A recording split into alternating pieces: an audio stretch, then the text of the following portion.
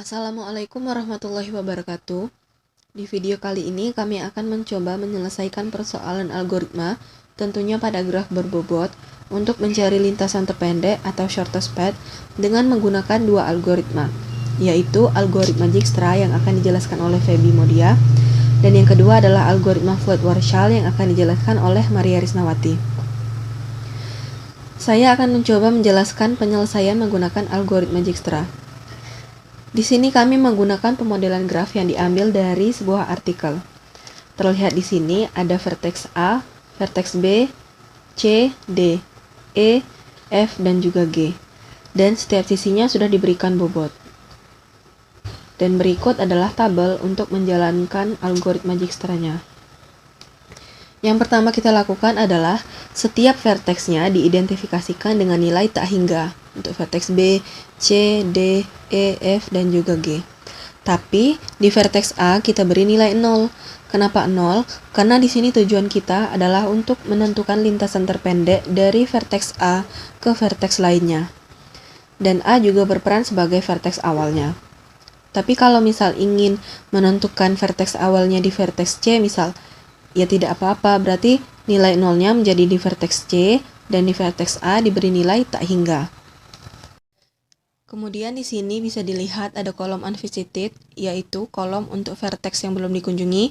Lalu di sini ada kolom visited untuk kolom vertex yang sudah dikunjungi. Kemudian di sini ada kolom untuk vertex-vertex tujuannya. Di sini adalah bobot dari masing-masing vertex yang sudah didefinisikan. Karena vertex A adalah vertex awal keberangkatan, maka kita buat nilai di sini yaitu 0, dan vertex lainnya adalah tak hingga. Nah, konsep dari algoritma itu sendiri adalah memulai perjalanan dari vertex dengan bobot paling kecil. Nah, bisa dilihat di sini, di baris pertama ini nilai yang terkecil adalah di vertex A, yaitu 0. Oleh karena itu, kita mulai dari vertex A. Maka yang diisi di kolom visited yaitu A. Dan kolom yang di unvisited adalah sisanya untuk yang belum dikunjungi. Kemudian bisa kita amati dari A ke B. Bobot A kan tadi 0.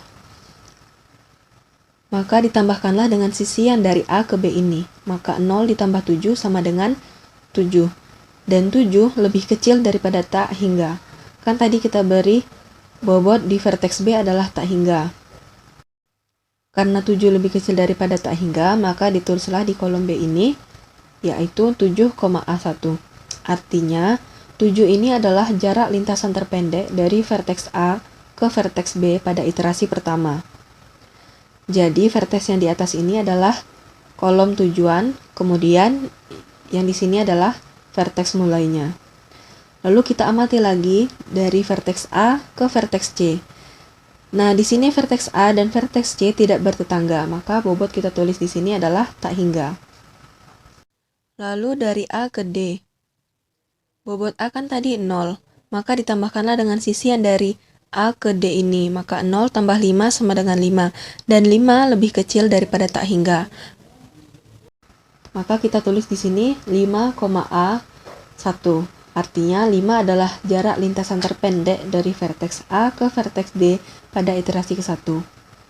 Nah, lanjut, bisa kita lihat di sini, dari vertex A ke vertex E, dari vertex A ke vertex F, dari vertex A ke vertex G juga tidak bertetangga, sehingga bobot yang ditulis di sini adalah tak hingga. Nah, sekarang bisa dilihat yang paling kecil bobotnya adalah yang D, karena nilainya 5. Di sini 7 dan selebihnya adalah tak hingga. Maka bisa disimpulkan bahwa lintasan terpendek dari A ke D yaitu 5. From A to D dengan rute A, D dengan nilainya adalah 5. Bisa diperhatikan bahwa vertex-vertex yang sudah dikunjungi kolomnya tidak lagi diisi. Kan yang sudah dikunjungi di sini yaitu vertex A dan juga D. Maka kolom yang ini tidak diisi, juga kolom yang ini tidak diisi. Nah, sisa kolom yang ini nantinya akan diisi dengan jarak. Berikutnya kita mulai dari vertex D. Dari D ke B. Nah, bila dilihat, bobot di D ini sudah tersimpan 5, maka 5 ditambah 9 sama dengan 14.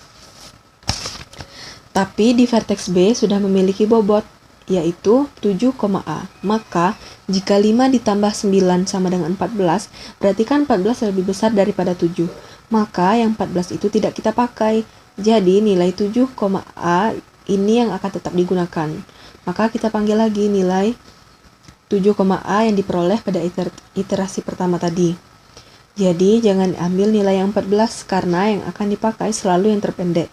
Dan konsep dari algoritma Dijkstra ini yaitu nilai yang diisikan pada tabel ini harus makin ke bawah makin kecil atau paling tidak sama pada iterasi sebelumnya. Berikutnya dari vertex D ke vertex C. D ke C tidak bertetangga, bahkan yang sebelumnya pun juga berbobot tak hingga. Oleh karena itu, karena D ke C masih tidak bertetangga, maka bobot tak hingga masih dipertahankan. Namun tak hingganya bukan lagi koma A, melainkan koma D dari iterasi kedua. Berikutnya, dari vertex D ke vertex E. Nah, nilai pada bobot D sudah tersimpan 5 nih, maka 5 ditambah 15 sama dengan 20. Dan 20 lebih kecil daripada tak hingga, sehingga bisa ditulis 20, D2. Artinya, jarak lintasan terpendek dari vertex D ke vertex E adalah 20 pada iterasi kedua. Next, dari D ke F. Nilai D sudah tersimpan 5. Maka 5 ditambah 6 sama dengan 11. Karena 11 lebih kecil daripada tak hingga, maka ditulis di sini 11, D2. Artinya jarak dari vertex D ke vertex F adalah 11 pada iterasi kedua. Lanjut dari vertex D ke vertex G. Nah, kasusnya sama nih dari vertex D ke vertex C, tidak bertetangga. Maka kita panggil lagi.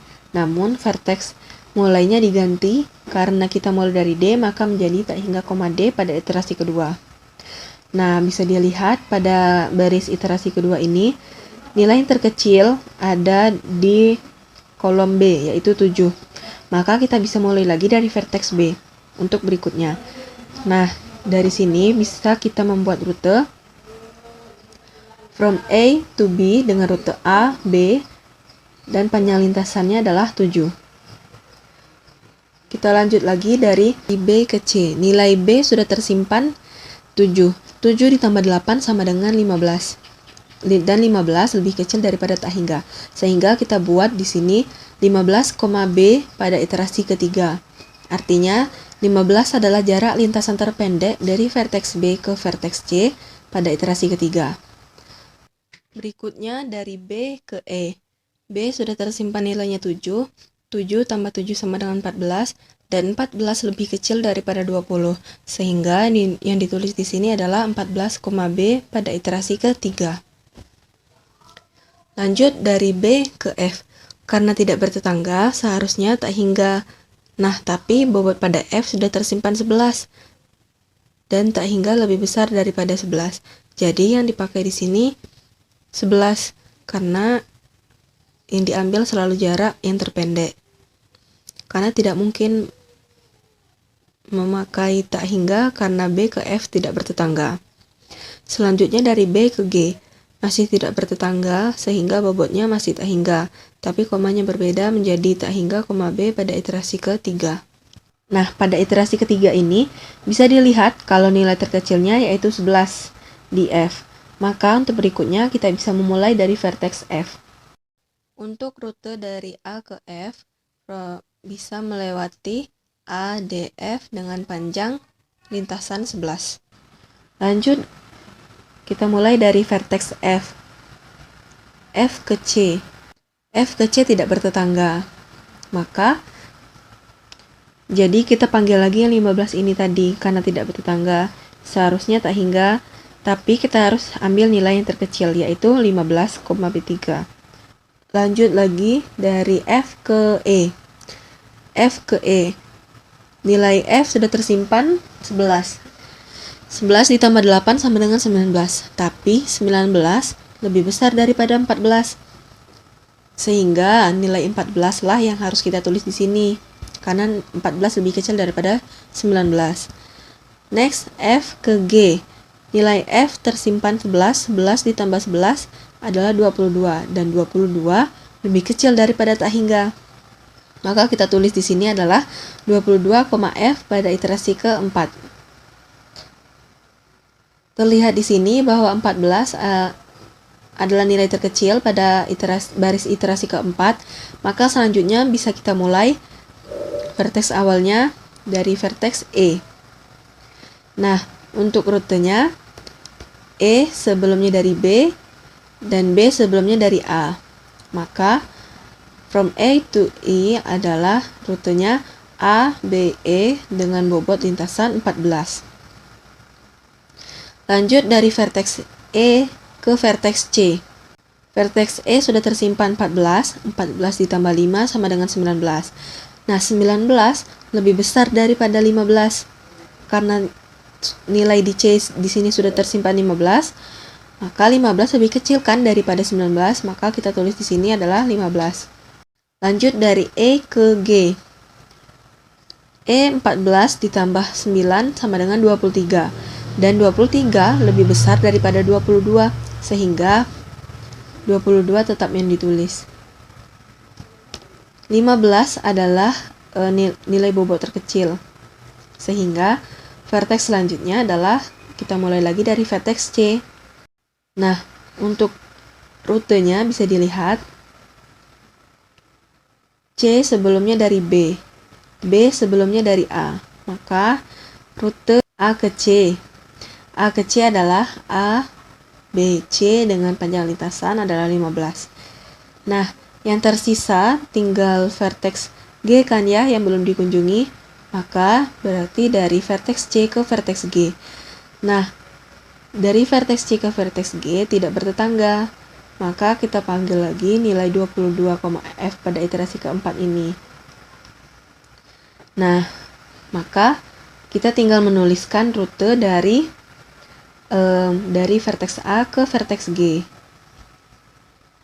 Bisa dilihat di sini, G sebelumnya dari F, F sebelumnya dari D, dan D sebelumnya dari A. Maka from A to G dengan rute A, D, F, G dengan panjang lintasan 22. Karena vertex G adalah vertex terakhir yang dikunjungi, maka berakhirlah perjalanan untuk menyelesaikan algoritma Dijkstra ini. Maka bisa disimpulkan bahwa jika kita berangkat dari vertex A ke vertex B, lintasan terpendeknya adalah 7. Dari vertex A ke vertex E melalui rute A, B, E dengan panjang lintasan 14. Jadi walaupun tampaknya A ke E bisa dengan melewati A, D, E, ternyata lintasannya tidak efisien dan mengharuskan kita melewati rute A, B, E dengan panjang lintasan 14. Nah, jadi bila ditekankan kembali, guna dari algoritma Dijkstra ini adalah untuk mengetahui lintasan terpendek dari suatu vertex yang sudah kita tentukan ke vertex-vertex lainnya. Dan lintasan yang dilalui tidak harus melalui semua titik. Maksudnya, dari A ke F misal, bisa dipilihkan melalui lintasan yang mana saja, tetapi karena kita sudah mencari menggunakan algoritma Dijkstra ini, maka diperolehlah jalan yang efisien, yaitu dari A melewati D lalu ke F. Dan untuk penekanan selanjutnya, juga semakin ke bawah iterasinya, maka angka-angka ini seharusnya makin kecil, atau paling tidak sama dengan iterasi sebelumnya. Sekian penjelasan tentang algoritma Dijkstra ini. Selanjutnya akan dijelaskan oleh Maria tentang algoritma Flood-Warshall. Baiklah, yang kedua, saya akan menyelesaikan contoh kasus graf berbobot tapi tidak berarah, yaitu mencari lintasan terpendek dari vertex A ke vertex G dengan menggunakan algoritma Floyd-Warshall. Berikut contoh kasusnya. Pada graf ini terdapat 6 vertex, yaitu vertex A, vertex B, C, D, E, F, G. Nah, pada setiap lintasannya, pada setiap sisinya itu mempunyai bobot. Bisa kita lihat di sini. Nah, untuk mencari lintasan terpendek menggunakan algoritma Floyd-Warshall itu berikut caranya. Dari gambar graf di sini kita mendapat nilai pada KIJ, yaitu nilai K ini didapat 0, 1, 2, 3, 4, 5, 6, 7 dimulai dari 0 hingga sebanyak vertex. Di sini 7 karena vertexnya banyaknya 7. Nilai I didapat dari banyaknya vertex A, B, C, D, E, F, G. Begitu juga dengan nilai J. Lalu di sini matriks, kita membuat nama matriksnya yaitu matriks X pangkat K, di mana K itu nanti sesuai dengan yang mulai dari sini, 0 sampai 7. Selanjutnya kita langsung masuk ke matriks. Oh iya, yang dimaksud dengan I ini adalah baris dan J ini adalah kolom. Berikut matriks awal dari graf ini. Misal, ini A, matriks A itu 0, bobotnya matriks A ke B, jarak A ke B 7. Begitu juga seterusnya, jarak B ke A 7, jarak B ke E, B ke E 7. Dan misal nih jarak C ke G. Jarak C ke G karena vertex C dan vertex G tidak langsung tersambung karena dipisahkan oleh vertex juga, vertex lain itu, maka nilainya tidak terdefinisi. Begitu juga selanjutnya hingga matriks G ke G. Ini kita simbolkan dengan I, ini J, ini baris, ini kolom. Kita mulai dari matriks X pangkat 0. X pangkat 0 karena kita memulai K-nya dari 0. Berikut matriksnya. Matriks awal dari graf ini. Selanjutnya, setelah didapat matriks X pangkat 0, kita mencari lagi matriks X pangkat 1. Yaitu matriks X pangkat 1, K sama dengan 1. Maka kita lihat, untuk mencari matriks X pangkat 1, kita lihat panduannya dari X pangkat 0. Kita lihat dari matriks X pangkat 0. Maksudnya di sini baris 1, kolom 1 tetap adalah kita menuliskan pada baris 1 dan kolom 1, pada baris 1 dan kolom 1,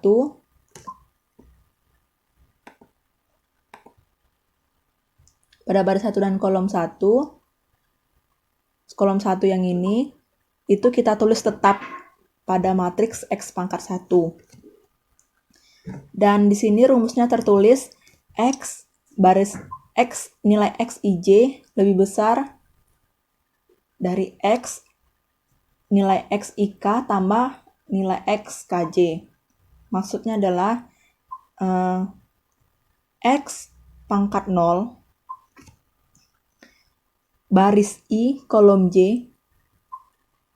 Nanti di sini tandanya kita isi setelah kita mendapat nilai dari ini dan dari sini.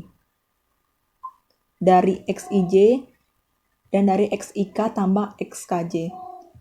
Berikut langsung saja ke contohnya. X pangkat 0 kolom B baris C. Mengapa kita mulai dari kolom B tidak dari kolom A? Karena di sini awalnya kolom A dan baris A itu sudah ada nilai. Langsung kita tuliskan. Karena di sini aturannya yang pertama baris 1 dan kolom 1 tetap. Maka di sini seharusnya kan belum ada nilai. Nah, kita mencari matriks yang belum ada nilai, makanya karena dari itu kita memulai dari matriks B, C. Kenapa B, C? Karena matriks B, B itu nilainya 0. Matriks A, A nilainya 0, D, D nilainya 0, E, nilainya 0, berikut sampai G, nilainya 0. Maka matriks yang sudah bernilai tidak dicari lagi nilai matriksnya. Maka dari itu kita mulainya dari B, C. Di sini matriks B, C kita tulis. Terus di sini kan aturannya I, K. Nilai I-nya itu B, kita tulis B, nilai K-nya itu 0. Nilai K-nya itu 1. Maksud 1 di sini adalah A. Maksud 2 nanti B, maksud 3 C, maksud X pangkat 4 itu D, dan sampai X pangkat 7 itu G. Maka ditulis di sini B, A. Dan di sini rumusnya kolom K baris J. Berarti kolom K, berarti kita tulis A, baris J itu C, J yang ini. Maka kita dapatlah nilainya baris B kolom C, baris B kolom C itu 8. Ini nanti kita tulis, lalu baris B kolom A, baris B kolom A itu kita dapat 7. Baris A kolom C itu dapat terdefinisi. Maka kita tulis semua nilainya dan kita bandingkan nilai mana yang lebih kecil. Nilai di sini nilainya 8 dan di sini nilainya 7 ditambah tak terdefinisi. Tak terdefinisi sedangkan kita tidak tahu berapa kan. Maka dari itu 8 lebih kecil dibanding nilai dari 7 ditambah tak terdefinisi. Begitu juga untuk pada matriks B, D. Mencarinya sama seperti mencari yang di atas ini tadi. Kita B, D, kita tulis kolom B, matriks kolom B, baris B, kolom D. Berikut I-nya B, K-nya A, K-nya A, kolom J-nya D. Berikut B, D, nilai B, D, baris B, kolom D 9, kita tulis 9, baris B, A, baris B, kolom A kita tulis 7, berikut seterusnya. Maka setelah kita dapat nilai semua matriks B yang kosong tadi, pada baris B yang kosong tadi, kita mencari nilai yang terkecil. Di sini pada di sini itu nilai yang terkecil 8, di sini 9, di sini 7, di sini tak terdefinisi, di sini tak terdefinisi. Berikut kita tulis di bagian yang kosong tadi nilainya. Begitu juga untuk mencari yang C-nya, sama seperti mencari yang matriks B tadi. Sehingga kita sudah mendapat semua nilainya seperti ini. Maka matriks X pangkat 1 itu selesai. Lanjut ke matriks X pangkat 2. Untuk mencari X pangkat 2, yang maksudnya 2 di sini adalah B, maka ditulis X pangkat B. Kita melihat bobot nilai dari kolom dan baris yang sudah kita tulis di sini dari matriks sebelumnya, matriks X pangkat 1 atau matriks X pangkat A. Caranya sama seperti tadi. Karena di sini matriks X pangkat B, yang artinya B itu sama dengan 2, Berarti baris 2 dan kolom 2 pada matriks yang di atas, nilai pada matriks yang di atas langsung kita pindahkan tanpa kita ubah. Tetap langsung kita pindahkan. Maka di sini langsung kita tulis juga di setiap kolom A, kolom B, baris B yang sama kolom dan barisnya itu nilainya 0, dan kita lanjut mencari nilai yang kosong di sini. Nah, yang kosong yaitu kita mulai dari matriks A, C hingga matriks A, G, terus matriks C, A yang ini, terus matriks C, hingga matriks C, G. Caranya masih sama. Contohnya ini pada baris I, kolom J, mencari nilai yang terkecil dari syarat ini untuk menemukan nilai matriks yang baru untuk X pangkat B, untuk matriks X pangkat B. Berikut I, J, kolom baris C, kolom A, baris C, kolom A, I, K, baris I, K itu sama dengan baris C, B. Mengapa ini B? Karena tadi di sini K-nya sama dengan 2, berarti 2 sama dengan B.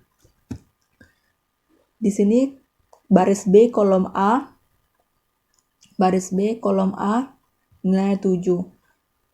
Maka tak terdefinisi perbandingannya antara dengan 8 ditambah 7, maka tak terdefinisi lebih besar dibandingkan 8 tambah 7.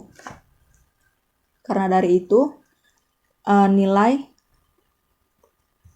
8 tambah 7 itu 15.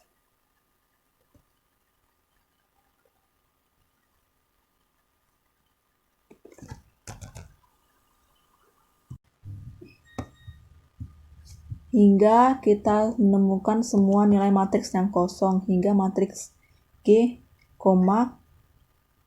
F. Matriks G, F didapat 11. Berikut 11. Setelah itu kita lanjut lagi mencari matriks X pangkat C. Sama semuanya, sama halnya dengan mencari X pangkat B tadi. Hingga kita mencari X pangkat G, di mana G itu sama dengan 7. X pangkat G. Nih, karena K-nya 7, maka kolom 7 dan baris 7 ditulis tetap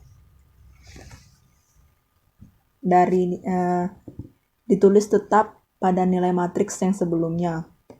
Yang sebelumnya berarti X pangkat F. Maka kita cari lagi nilai yang kosong pada matriks, yaitu yang berisi tadi kan, ini yang 0 ini dengan yang baris 7 kolom 7. Berarti kita mencari matriks yang kosong yang seperti yang ini, seperti yang ini, seperti yang ini, seperti yang ini, yang ini. Kita mencari nilainya yang kosong. Ini nilai yang kosong. Nah, berarti kita mulai mencari matriks yang kosong A, B. Sama halnya mencari seperti yang tadi tuh. Didapat nilainya 7, 22, A, G didapat 22, G, B didapat 16, G, B didapat 16. Maka 22 tambah 16 itu lebih dari 30, dan di sini jelas 7 lebih kecil dari 30-an lebih.